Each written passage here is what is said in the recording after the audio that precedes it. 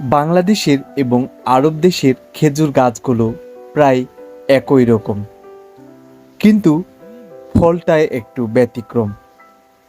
তাছাড়াও রসের দিক দিয়ে সৌদি আরব এবং বাংলাদেশের খেজুর গাছগুলো পর্যাপ্ত পরিমাণ রস দেয়, কিন্তু ফলের দিক দিয়ে অনেকটাই পরিবর্তন। সৌদিয়ানো খেজুর যেগুলো রয়েছে, এটি বাংলাদেশ সহ পৃথিবীর বিভিন্ন রাষ্ট্রে ব্যাপক চাহিদা রয়েছে। তারা বছরে কোটি কোটি টাকার খেজুর বিভিন্ন রাষ্ট্রে প্রেরণ করে থাকে।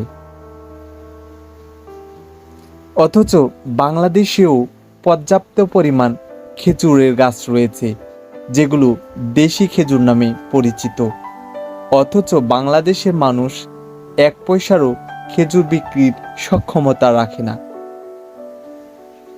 জাতের পরিবর্তন ঘটিয়ে যদি বাংলাদেশে বাণিজ্যিকভাবে এই খেজুরের চাষ করা যায়, তাহলে অনেকটাই লাভবান হতে পারবে বাংলার মানুষ।